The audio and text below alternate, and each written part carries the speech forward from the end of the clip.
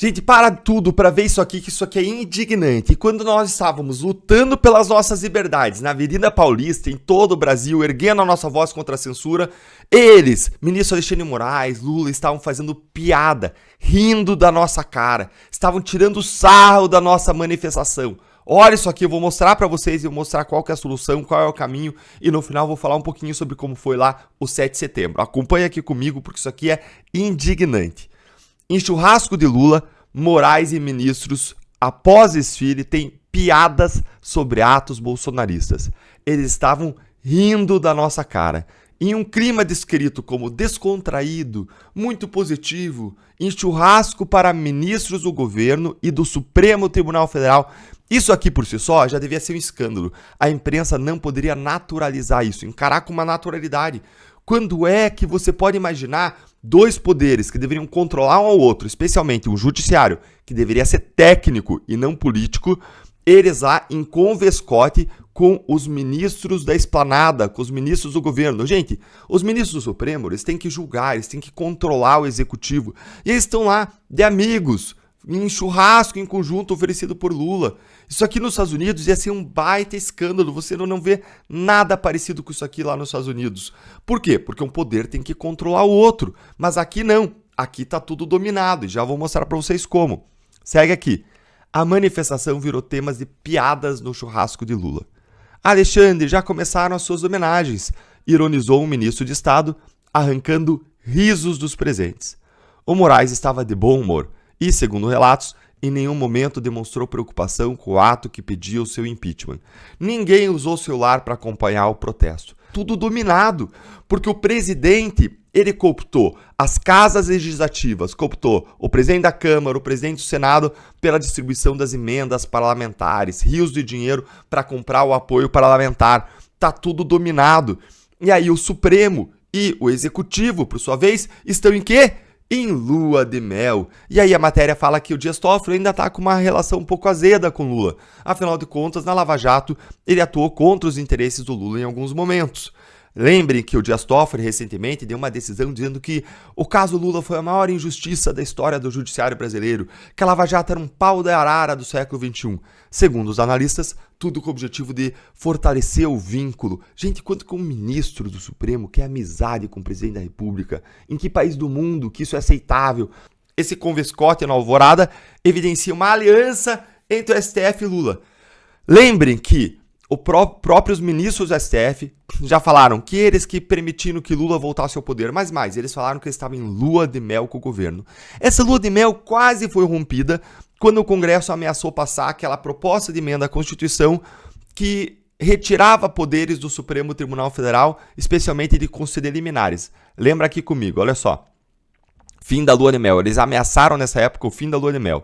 Saiu uma matéria aqui da Gazeta do Povo, lembre que essa matéria aqui é de novembro de 2023, colocando que, em reação, um ministro do STF teria enviado um recado diretamente à jornalista Daniela Lima, ela sempre a porta-voz dos poderosos, e, sem identificar o ministro, ela leu a suposta mensagem de texto do ministro na televisão ao vivo, sempre lá dando recados dos ministros.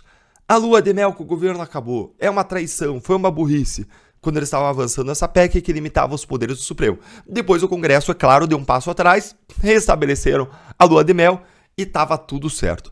Essa declaração aqui, por si só, é um escândalo. STF não tem que estar em lua de mel com ninguém. STF tem que aplicar a lei. Mas não no Brasil, em que o STF veste toga.